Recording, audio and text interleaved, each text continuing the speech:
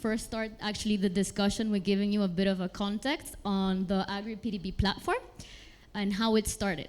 It actually started back in 2021 in the Financing Commons Summit in Rome, where there was a first agro-PDB cluster that actually committed to foster investments into inclusive food systems. And my name is Jimena, as they mentioned before, and I'll be your moderator today with both hats from the Financing Common and Secretariat, but then also from the Agri-PDB platform team. For those of you who don't know, FIX, Financing Common, what is it? So it was actually launched in 2020, and it's the global coalition of public development banks. It brings together more than 530 public development banks. They manage 23 trillion assets, and they also invest 2.5 trillion annually. What FIX does is they try to transform public development banks from standalone entities into a transformative and cohesive system, channeling finance into the most where it's most needed, especially underserved regions. So why are we actually speaking of public development banks? Why are they important? I actually wanted to bring to your attention two key moments that happened in the key international fora this year. So if we go back to February 2025, Financing Common hosted the 5th edition of the Financing Common Summit back in Cape Town, and for the first time, it was hosted back-to-back to the G20 Ministries of Finance and Central Governors. It brought together more than 2,000 participants, and this event also reaffirmed the importance of public development banks in financing sustainable development. A second one was not too long ago, in July, was the 4th UN Financing for Development Conference, which took place in Sevilla. Financing Common was actually mandated in January 2024 by UNDESA to coordinate the voices of public development banks and also the public track to the FFD4 process.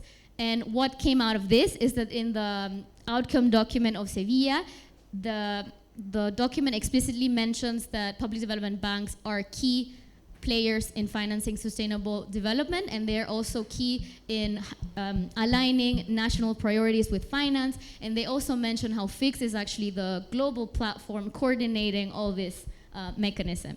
So today, as we look ahead of these two events, FIX 2025 and also the Financing for Development 4 conference, I think the message is pretty clear that PDBs are no longer peripheral, but they are critical and they are central pillars for more inclusive, sustainable, and effective financial systems.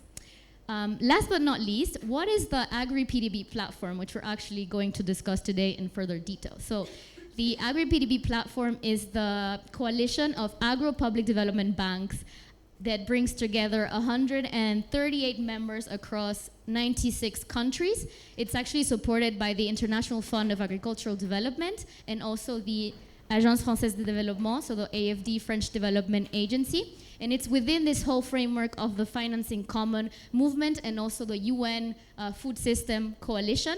We also collaborate with other coalitions in different topics, such as the Agroecology Coalition. The PDB platform is actually structured in 3 main pillars. So we have the knowledge management and learning, we have capacity building and innovation, and last but not least, we have advocacy and awareness raising.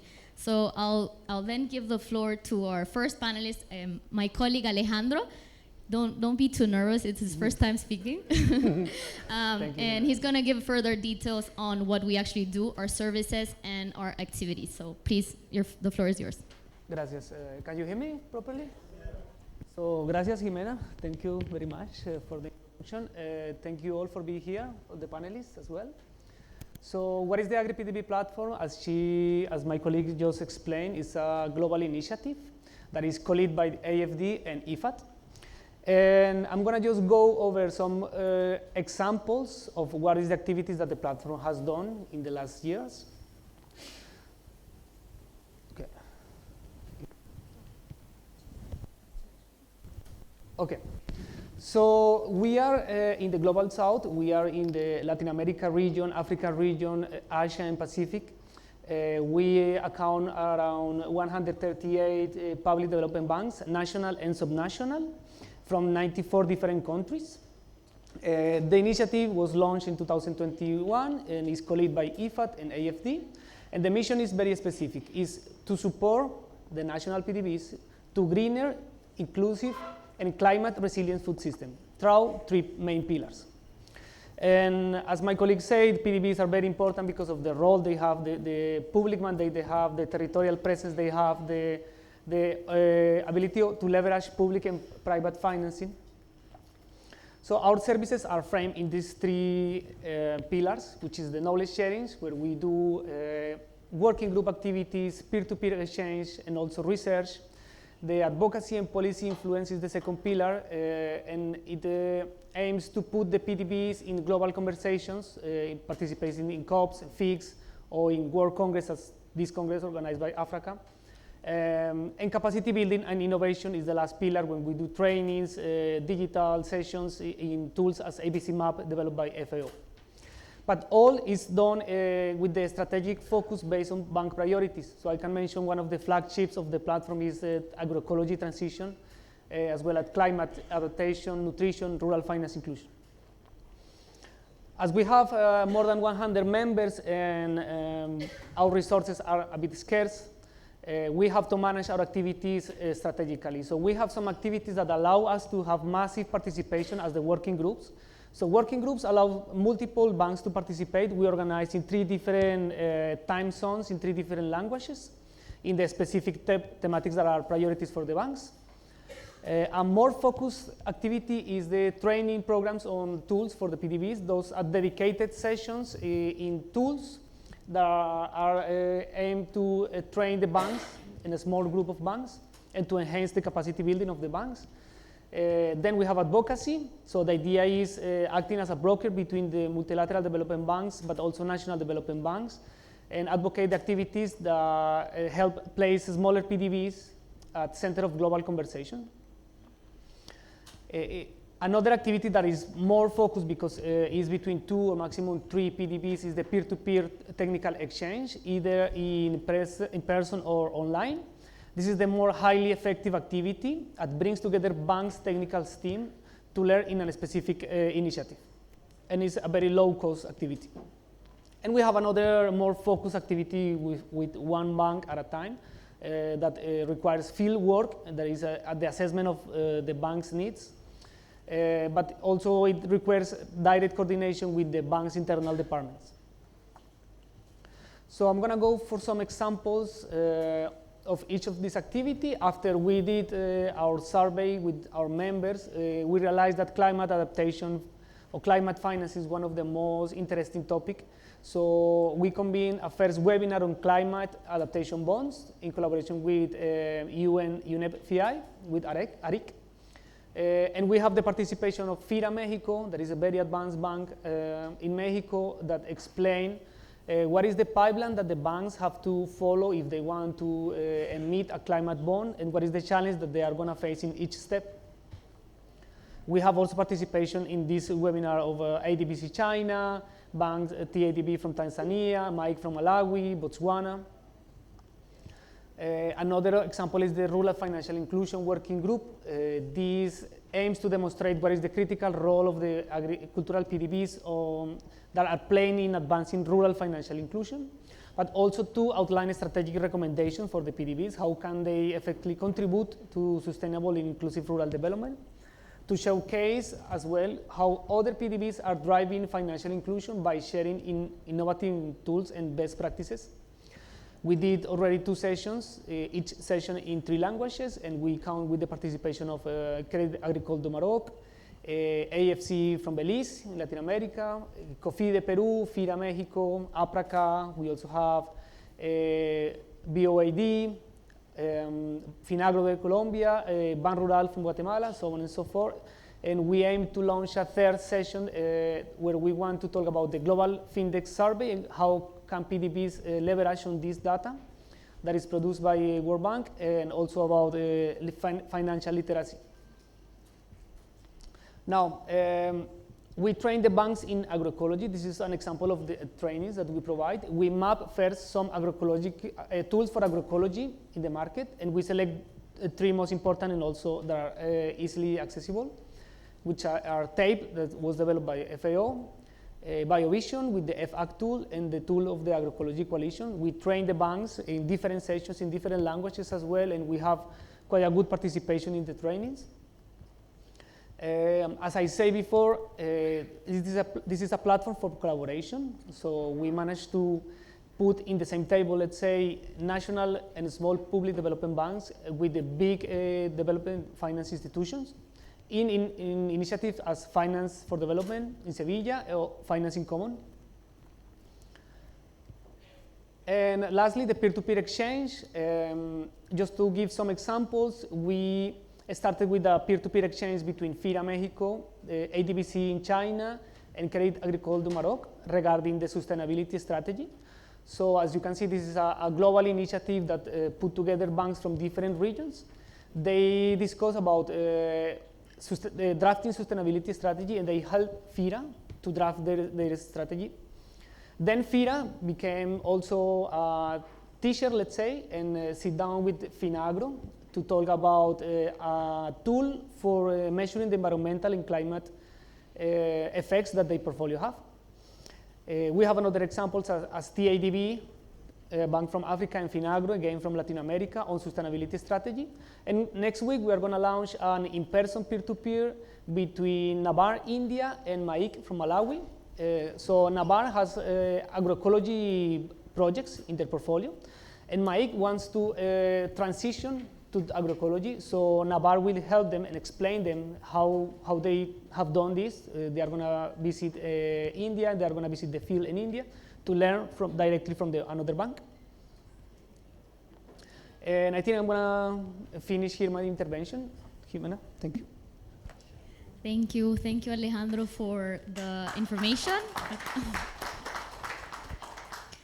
It's very interesting what you were saying, and I wanted to say that even though the platform has many has various financial support coming from the European Commission, AFD, IFAD, JEF, we do have limited resources, and this is why I wanted to highlight how we actually work with our group of members. So we have the 138 members of the platform, and we actually classify them into 3 different groups based on where they stand in their development pathway and also on their capacity needs. So the group 1 is actually let's say the champions banks of the network, and we actually use them to exchange their best practices, use them as examples and within the network. The second group, let's say they're also pretty much advanced, but they still need capacity building and to foster expertise. And the last one are brings together the banks that are most in need, and they're often operating in more fragile contexts. So now I'm going to give the floor to our second panelist, which is basically Mr. Boaz Korir from the Agricultural Finance Corporation. So AFC is Kenya's credit institution, which has a specific mandate in advancing agriculture. Mr. Boaz, we know that you still have not worked, we have not collaborated yet with the AgriPDB platform, but now that you've heard a bit of what we do and our services, we would like to hear more on what AFC thinks could be a potential way to collaborate and convergence. So thank you. Thank you. Am I audible now? Thank you very much for that introductory part of AgriPDB. So maybe just to bring in the aspect of AFC, Agricultural Finance Corporation will take you back for a span of 60 years in terms of this space of agri-financing. And it's a development financial institution with a mandate of advancing, developing agriculture and advancing credit to Kenyan farmers. So the purpose statement or why AFC exists is to enhance food security, and also the high impact goal is development of sustainable agri-food systems.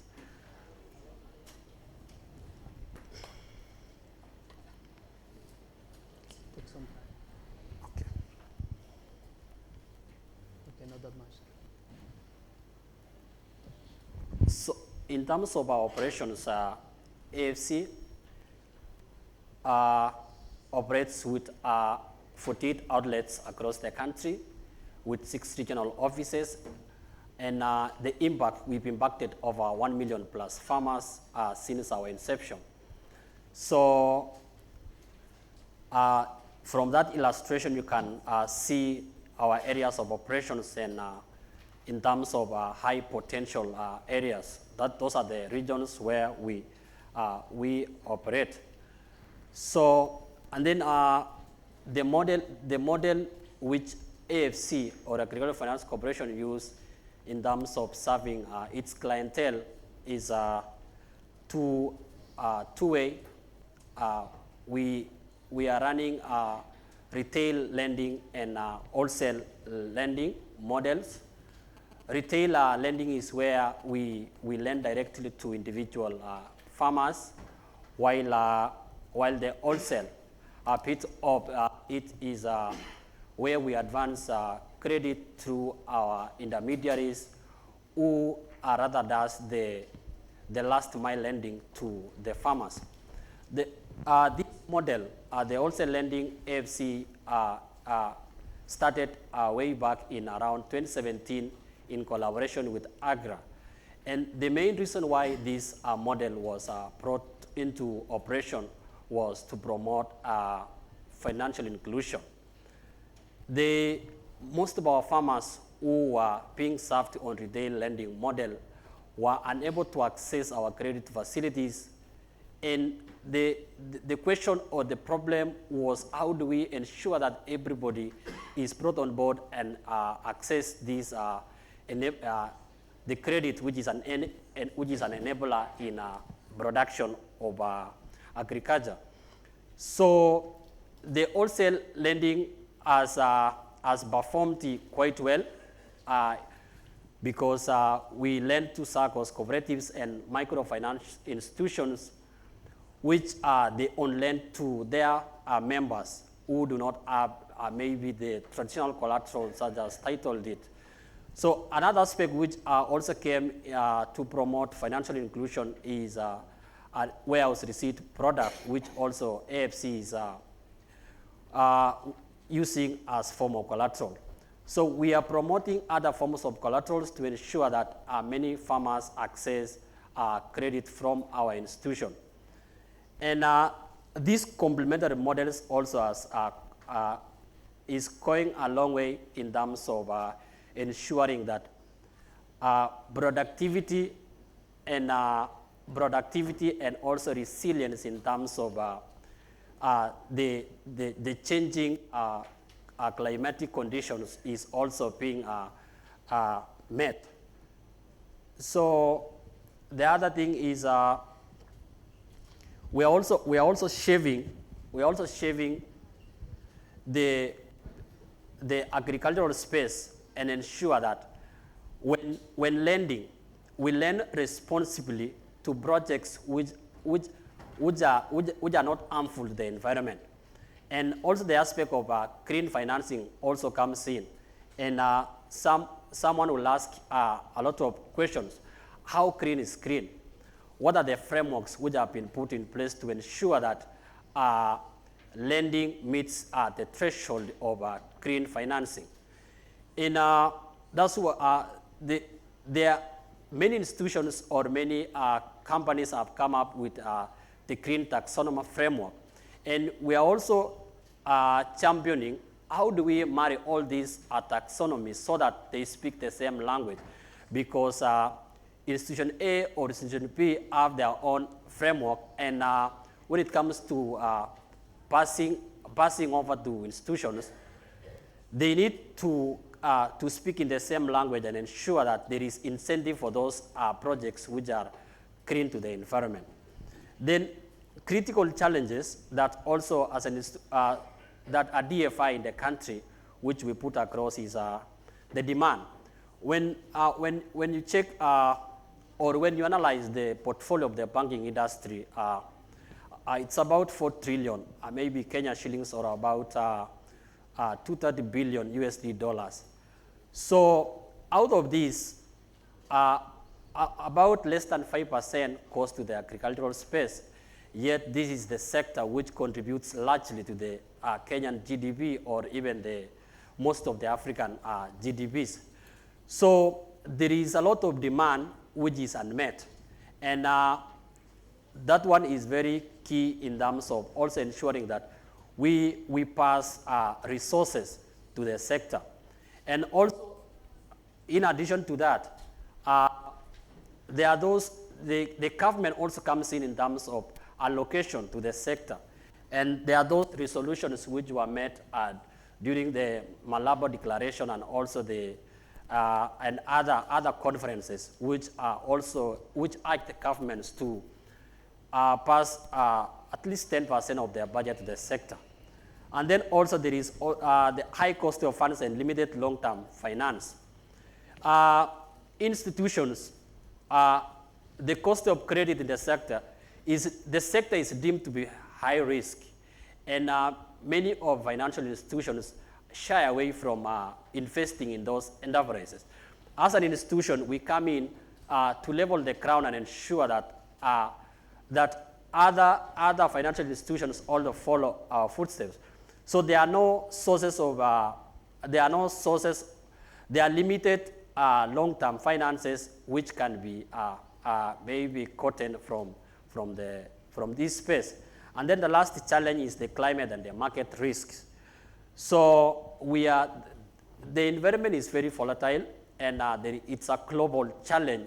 The climate change has been a global challenge which is affecting. And then also the market risk, the fluctuations in food prices this has also impacted repayment of credit in the sector. So in aligning with Agri-BDP, there are a lot of areas which we align. One of the areas is sustainable and inclusive finance. It is also the other area is capacity building and knowledge sharing. This is also key because institutions with experience have come together to share knowledge, what has worked in different countries and what has not worked, and the lessons that can be learned. Also, data-driven decisions can be made based on the information on their platform. And the last one is food system transformation. Because we are building the agri-food system in a sustainable manner, how do we also collaborate and ensure that whatever happens in Latin America or Asia also works here in Kenya? So AFC values this platform as a key enabler and collective progress towards shared development outcomes. In terms of bilateral opportunities, there are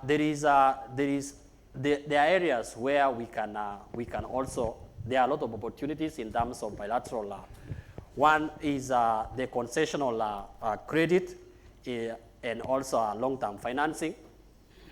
So that is an area also where many institutions are looking to access resources. These green finance or green funds, where are they? People are asking themselves, who will answer the question? Because it's only through this platform where we learn and exchange and know the right places where the resources are. And then the other one is the knowledge sharing amongst the institutions, where development financial institutions or public banks also learn from each other and also ensure that they come up with products which are aligning to the environmental conservation and also promotes climate change, resilience, mitigation, and adaptation. Thank you very much. Thank you. Thank you so much, Mr. Boatz, for your insights from AFC. It's true that it's interesting to see that in platforms such as the Agri-BDP and also FIX, we see the different banks coming from Africa, from Asia, from Latin America, they face the same challenges, but given the cultural differences, we actually can come up with different solutions. And this is what is so rich of having spaces to collaborate, such as this. Now I actually want to broaden the perspective from another public development bank from Africa. So Nigeria is actually family to Kenya. So I'm pleased to have Bank of Agriculture of Nigeria represented by Ms. Salma Issa. And I know as well that we still have not had the chance to collaborate, but we would actually ask the same question on what you think on what could be potential ways to collaborate with the platform. And then if you could also elaborate maybe what is the importance of bilateral donors such as AFD or multilateral development banks to collaborate with national development banks to unleash public development banks' full potential and to better finance the sustainable development goals. That's great.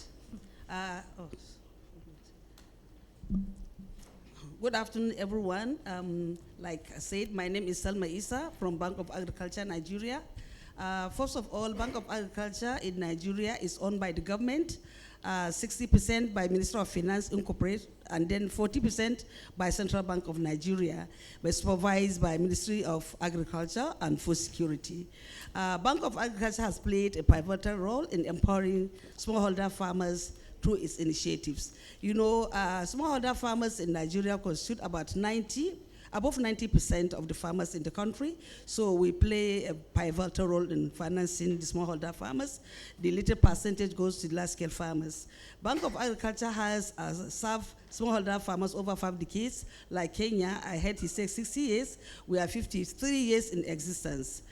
We provide agricultural activities along the value chain, and our interest rate is friendly, which is single digit for smallholder farmers.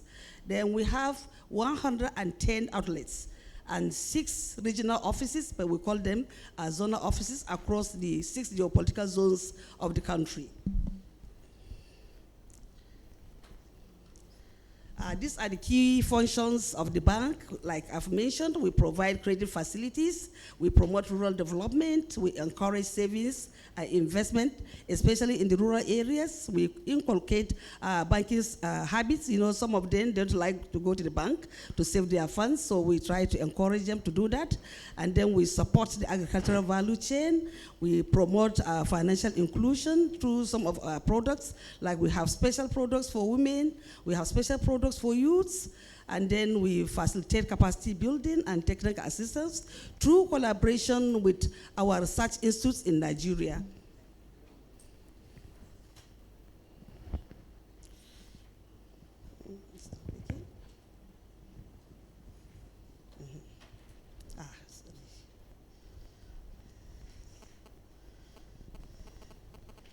It's not picking up. Through the activities of the bank, we have contributed to the national food security. We are still contributing to job creation and sustainable rural development, aligning with the country's long-term economic diversification and climate resilience goals. What are the challenges of farmers in the country? We have a lot of challenges. Insecurity is really affecting the farmers of Nigeria. You know, yeah, all maybe you must have the banditry we have in the country is affecting the farmers. Then we have the limited access. Mainly, it is a challenge in all African countries or most African countries. And then the global challenge that we have, the climate change. You know, the unpredictable weather patterns, droughts, floods. Like last year, we had a lot of floods that destroyed most of the rice farmers we have in the rice farms we have in the northern region of the country.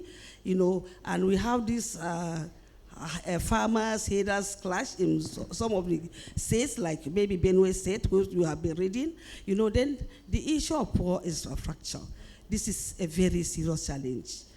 Problem of marketing, problem of storage facilities, electricity, you know, inadequate roads network is a big challenge in the country.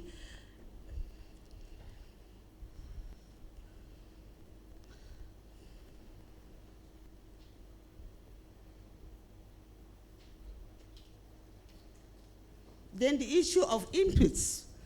Some of our marketers adulterate their inputs. It's a challenge to the farmers. They have fake or substandard seeds, fertilizers, pesticides, all destroy their crops. We have that challenge. I have mentioned the challenge of market access, pest diseases, land ownership issue. Most of our smallholder farmers don't own land. They have family lands that they have disputes. This farmer will say, no, it is mine. The other farmer will say it's a family land. It's also a challenge that is affecting crop production in the country. Then we have the illiteracy and limited access to essential services.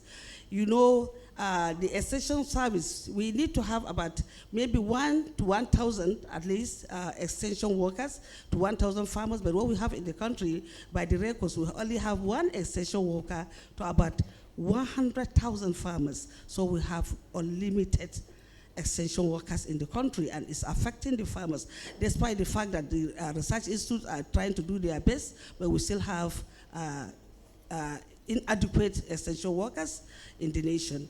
Then this accessibility to mechanized farming, up till now, most of our smallholder farmers are doing their operation manually, but the bank is trying to deploy. We have imported, or rather the government has imported about 10,000 tractors, which are going to be distributed to the farmers, to the state government and cooperatives, but as credit, not a grant.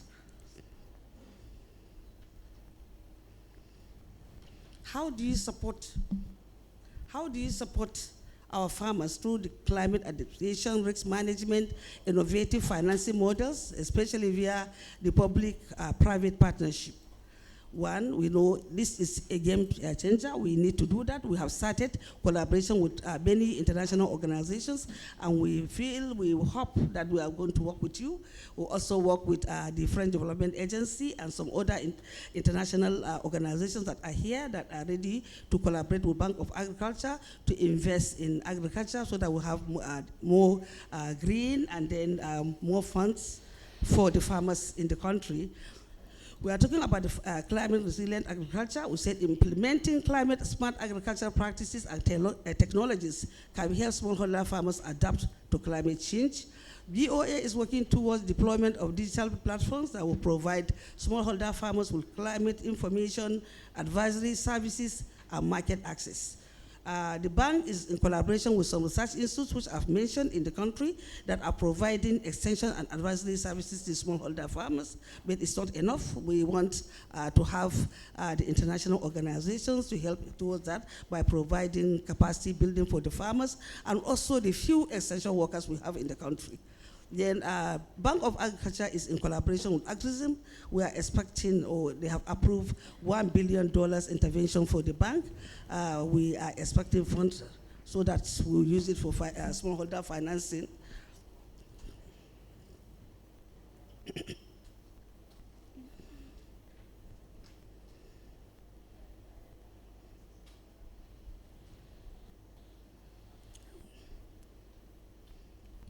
We have a challenge of irrigation facilities, or the farmers have challenge irrigation facilities. So what we are doing now, we are working with the state government to support the smallholder farmers with irrigation facilities to improve crop yields. Recently, the government has provided $175 million to Bank of Agriculture, which we are going to give to the aggregators, farmers aggregators, and state government to give to their farmers. And we are going to start irrigation farming in November. And what we did is to encourage the state government that if you have farmers that are going to benefit from this, you have to provide them with irrigation facilities. You have to give them, or if you have dams, you have to make them functional, which we believe very soon the irrigation is going to improve the crop production we have in Nigeria. Because right now what we have is only about 7% of the country's irrigation that is being used. Then risk management. We do it. Most of our loans is, rather all our loans are insured. We don't give loans like that, and we try to encourage the farmers. Even those of them that are not coming to the bank, we encourage them to insure their project so that at least it will help them mitigate risks. And now the government has even mandated that Bank of Agriculture should be the custodian of farmers' registry in the whole nation, even if they are not coming for loan, but we have to get their database. So in that case, I'm sure we'll be able to help the farmers to insure their project, even if they are not interested in getting credit from the bank. Then innovative financing, like I've mentioned, we are into collaboration with many international organizations. We just signed an MOU now to the tune of $200 million for displaced persons and then migrants, which very soon we are going to implement the project. Then inclusive value chain, you have the support. We support. I encourage farmers linkages, because if you want to create access to market, you have to do that. By the inclusive value chain, you link the farmers, you link them to input suppliers so that they can get quality seeds, quality inputs, and then link them to the processors. The process will offtake what the farmers produce, process, and then they have access to markets.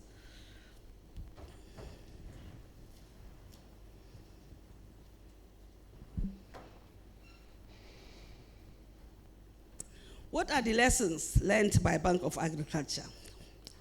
In the 50 or over 50 years we have worked, we have learned so much. Initially, most of the loans, the name of the bank was Nigerian Agricultural Bank. There was no cooperative.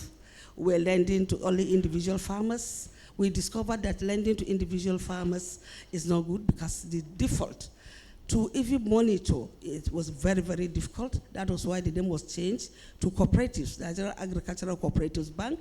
We started lending to cooperatives, and then we now included and changed to rural development. So if you want to, those of you that maybe I don't know, you also mentioned that you grant loans to cooperatives, which is very, very important. Because if they are in cooperatives, especially when they are in clusters, it's very easily, you can monitor them, you can monitor their performance, you can track even the repayment. It's much easier than lending to individuals, especially our smallholder farmers. Because of the illiteracy, sometimes if they work in a group, they work as a team, they get knowledge, they share their knowledge within the members of the group. And for the collateral, because we don't collect collateral from smallholder farmers, it's cross-guarantee. So if you give to an individual, it's going to be very, very difficult for you to get back your loan. So then the default rate was very high. That's why the fact that he mentioned it, like in Kenya too, we have the same challenge, the default, especially with the situation we have, the insecurity has made most of our smallholder farmers to relocate. You can't even meet them in their locations. They have left their homes, they have left their farms, so it's very difficult for us now to get back our loans from those areas that are security, they have security challenge. So now what we do, we concentrate on those areas that have less security challenge in granting the loans, and we pray that the security situation will come back to normal in Nigeria. Then another experience that we want to share with you, the AdGrower scheme. The AdGrower scheme is the farmers, like we say, the linkage. You have the farmers, you have the input suppliers, and then you have the processors. When you have that kind of arrangement, the repayment is almost 100%. The farmers will produce, some of them, they have their own farmers, they produce, and then they offtake. The offtakers now will now pay to the bank, and then the excess of that will be given to the farmers, which is very, very good, and it's excellent. For those that are not into that, I think it's good to develop that AdGrower scheme is key. And then another experience that I think, but there's one bad thing that I want to mention, we had Anchor Borrows program. It is even an AdGrower scheme in Nigeria. The Anchor Borrows program was a program by the government. Government had beautiful intention to see that at least there's a high productivity, the crop production high, and then the processors will have raw materials to process. Unfortunately, because it is a government intervention, most of the farmers took it as grant. So the recovery has been very, very difficult. I think the rate is not even up to 50%. So that is why in trying to do that, like now the government has given us, like I mentioned, $175 million for a similar program. We call it smallholder input financing. What we want to do, we don't want it to be seen as a government intervention. So that is why even the $1 billion we're expecting from AfriCIM, it will be that we are working with private sectors. So when the farmers know that this is not government intervention, so definitely the program will work very well. So please, Kenya, if you want to do such a program, they should not know that it is from government. If they know it is from the government, you know how our farmers are. Oh, let me take my share. So you have to really look into that. Another thing that maybe I've mentioned is financial inclusion, which is very important. You want everybody to. We have what we call rural. BOA Rural Initiative. It is like a village funding. I mentioned we have 110 branches, but we have 774 local governments. And in each local government, we have a representative that goes to the village. So we call it like a village funding, so that we can get that reach. So that rural, BOA Rural Initiative is just a small amount. Most of these smallholders that are in rural areas, they don't even need big amount. By the time you give them big amount, you are creating room for diversion. So those people reach out to them, they meet with them, they know their needs, they give them exactly what they need. So this village funding is also very important for those of you that maybe are not doing it. Kenya and some other banks that are here, please, village funding is very, very important and key. I mentioned that we have signed an MOU of recent, I think just about last week, with International Organization for Migration, to establish 200 million livelihood support fund for our internal displaced persons. Because of the banditry, we have many internal displaced persons. We want to see that we improve their lives. If you could please just wrap up your thoughts. We are just running out of time. Thank you. Okay, let me rush. So I've talked about the outgrower scheme. So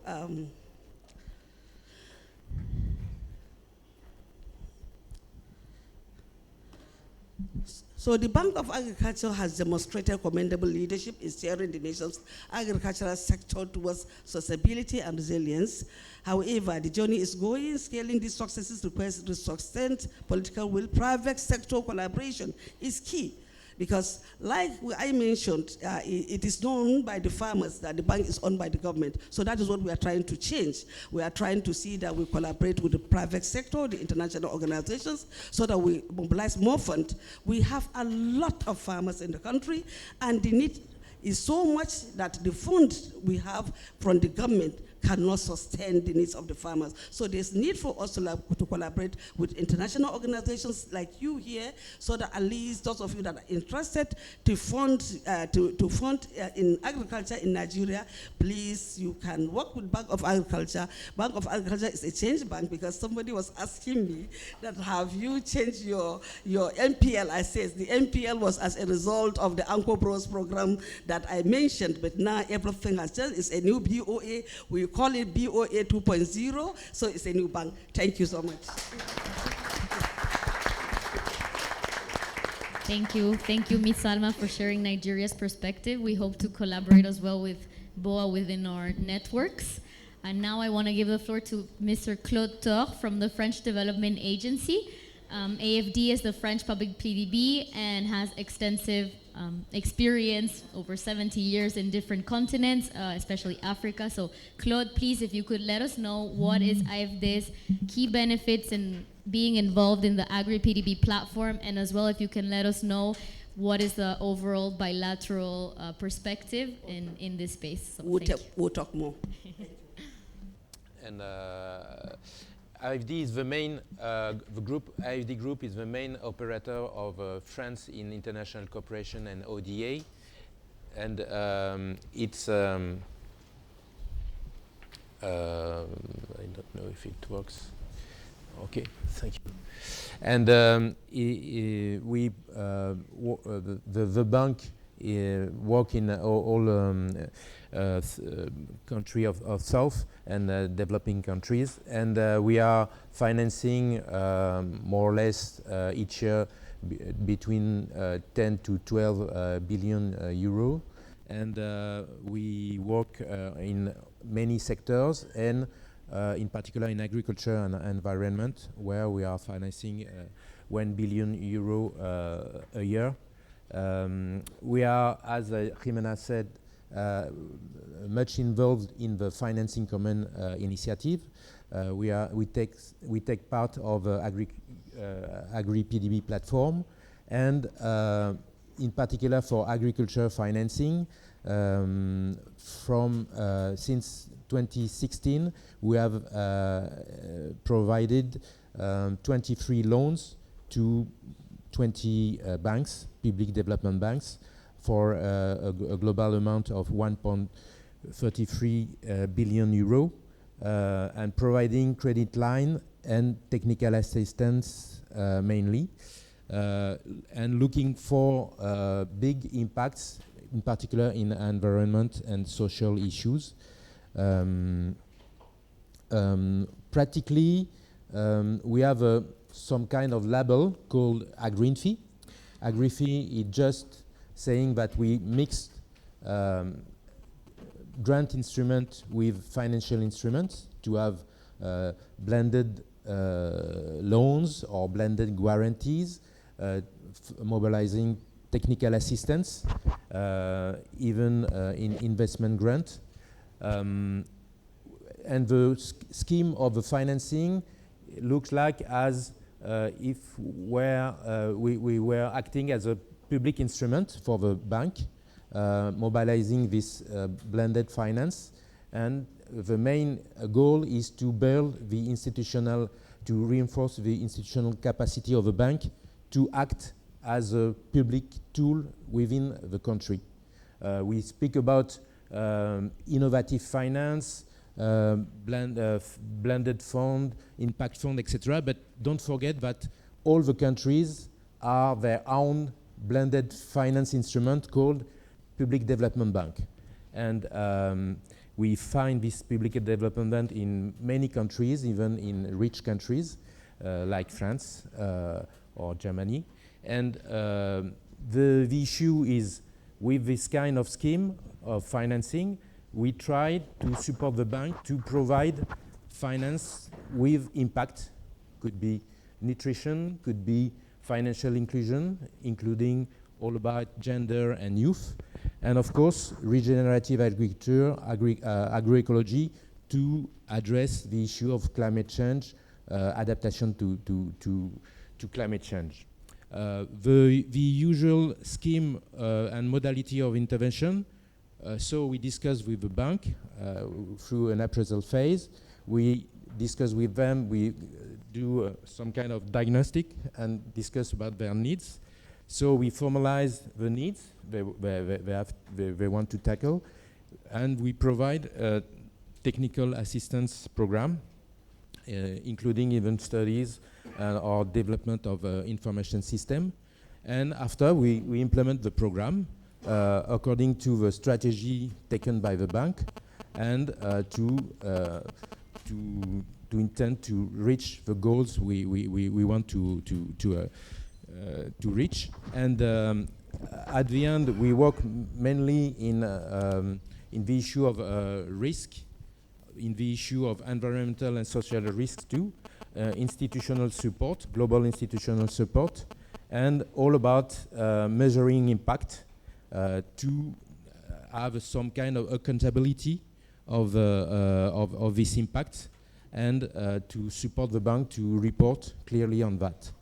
Of course, we are preparing a phasing out option or a repeat deal according to the need of the bank.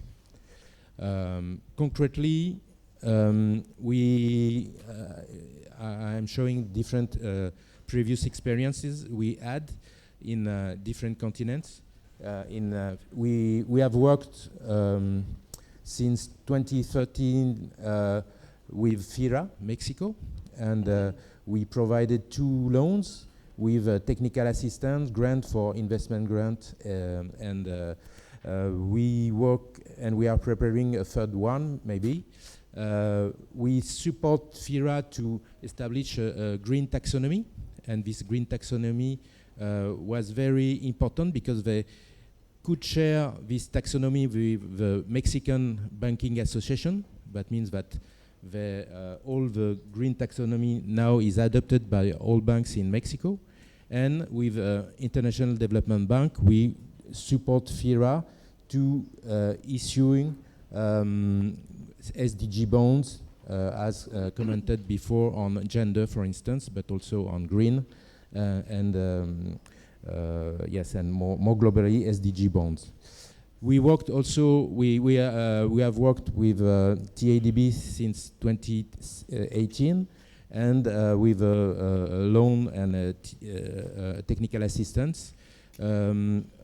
We support TADB to develop a wholesale lending window, and also to reinforce its partial guarantee fund called Smallholder Credit Guarantee System, SCGS. And also we see that these kind of tools are very, very important to finance the smallholder and the more vulnerable people of agriculture sector. And we are discussing a new loan with them.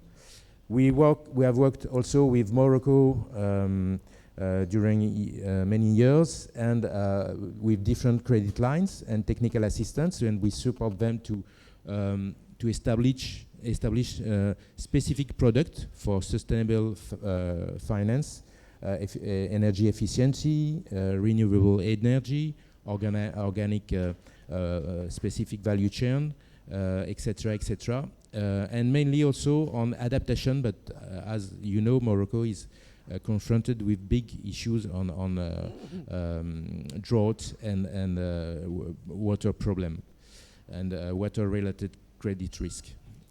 We also have worked with government of Uzbekistan, providing fund to finance 3 banks, and with a guarantee tool too, with interest rate subsidy to support these banks and to provide specific products, including livestock and adaptation for climate change. And we have, with this experience of more than 20 years, we see within financing agriculture through public development banks, first, the most important thing is that the bank, the national PDB, has to work as a bank. That means that it has to respect prudential requirement, it has to work professionally and with a good governance. That means protected from political pressures. It's the main issue. Secondly, we work with them to support them to align with public policies. That means that the bank has to integrate the national development contribution for climate change, for instance, of national adaptation plan, all about biodiversity strategies, water, etc., financial inclusion. Of course, I align with bank the mandate of the bank. We need also a big support from the CEO and at the highest level, because the strategy, whatever for financial inclusion or green, we need this support from the top, and with action plan, quantified objectives, many trainings at all levels, because within the bank there is some kind of reluctancy to change, even in AFD we have the same. So we have to convince, we have to move the procedures internally, and we have to develop specific procedures with automaticity, and to avoid red tape, etc., etc. It's a big issue. Of course, we need to link with the public instruments, public policy instruments, because the bank, with its mandate and its objectives and targeted population, needs cheap resources, need de-risking instruments, so it will need public fund, as we see in many countries. And of course, when we work with the bank, we begin with the easiest, because we first try to develop the existing portfolio in green or in financial inclusion. For instance, for green, all about agroforestry, renewable energy, all about irrigation improvement, etc. We try to work in partnership with to have partners in the field to support the demand side, because we need to have, as it had been mentioned, financial literacy, extension services, etc. And another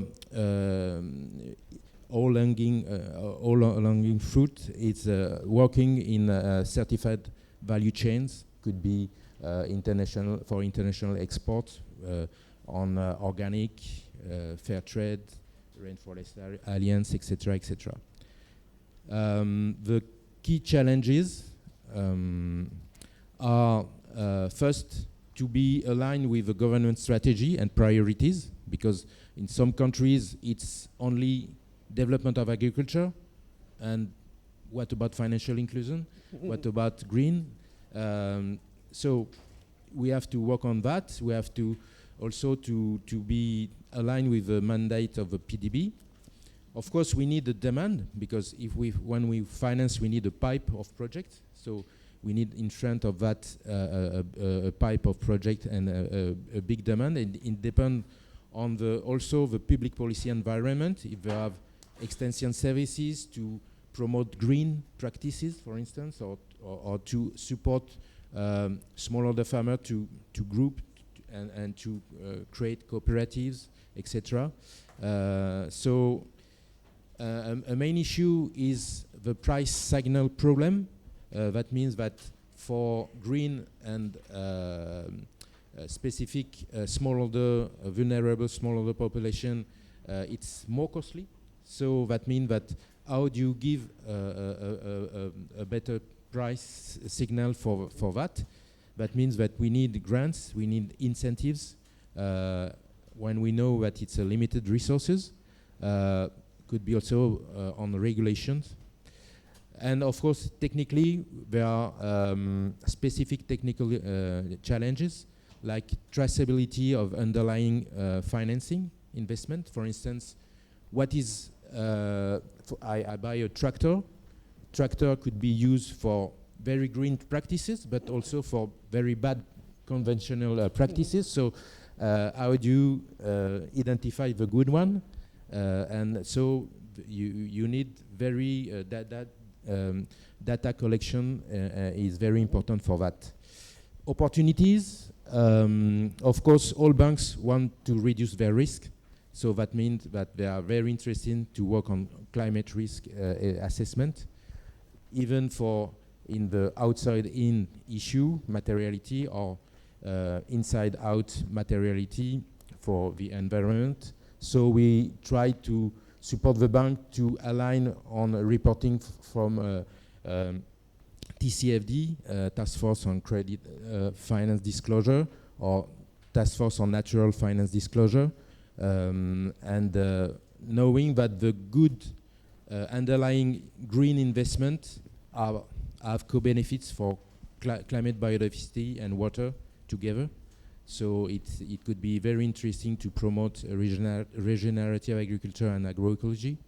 And also the interest of the bank is to develop digitization within its own procedure, because it can lead to big advance in risk management, internal risk management, KYC, socioeconomic analysis, track records, etc. And also green finance or financial inclusion could allow to access to additional subsidy, green bonds issue, for instance. For instance, in FIRA, the fact that they were developing a green portfolio gave them a big visibility and recognition among members. And of course, they need a specific procedure for monitoring, reporting, and verification. And to conclude, we try to work through long-term partnership. We learn, of course, about these partnerships, and we try to support to banks and to have at the end a national public tool within the country. Thank you. Good afternoon, ladies and gentlemen. I hope you are awake. It's fine. I see a nice lady smiling. It's good. Encourage me. So, on behalf of the World Congress of Rural Finance, of which ALIDE is member of the steering committee, along with the host, AFRACA, and APRACA, and NARACA, and SICA networks, we would like to congratulate the agricultural PDB platforms, or Agri-PDB as is better known, for its participation in the Congress and its contribution to it with these really important side events. We've seen a lot of things which is really important. This year's conference has been focused on building resilient local agri-food systems. It means the role of robust financing mechanisms and policies. And it's already benefiting from the analysis and discussions we had in the previous session. Indeed, one of the most important financial mechanisms is agri-foods. In agri-food systems is, of course, who finances it. Is the PDBs, how we strengthen them and recognize their importance and the need and to be a better resources for, for our farmers. And platforms like Agri-PDB as a cooperative mechanism are necessary to share their knowledge to build capacity and support their voice. On behalf of the Congress, we thank the platform coordinators for the excellent organization of the sessions and the panelists and speakers who allowed us to exchange experiences, lessons, and perspectives from different latitudes. It means Latin America and the Caribbean. We've heard some examples from different institutions from there, from Asia and Africa, on innovation, resilience, and above all, what I mean is the key word, cooperation. To strengthen the role of this institution in financing and promoting inclusive, green, and climate resilient food systems. The World Congress has taken note of this contribution and exchange, and thanks them once again for their active participation and valuable inputs. And from ALIDE, the Latin American Association of Development Finance Institutions, which I represent, we also renew our willingness to collaborate and support the platform, of which we are an ally, and of its sponsoring organization, IFAD and AFD, two prominent members of ALIDE. Let us continue collaborating, tackling the obstacles that constrain the portfolio of bankable projects, as our friend from AFD mentioned, and delay the transformation and overcome the structural barriers to sustainable food productions in countries like us. We know we have high risk, limited data, information asymmetries, mismatches between smallholder needs and high transaction costs. We've heard that it's much better to work with cooperatives instead of individuals. It's perfectly understood, and it's something we must work on that. Thank you for your participation and contributions, and we invite you to continue to exchange during the upcoming Congress. Thank you very much, and dear Jimena, you have the floor. Thank you. Thank you, everyone, for listening, and thank you to our panelists. We really hope that we can collaborate with you and connect with you bilaterally in this week. Thank you.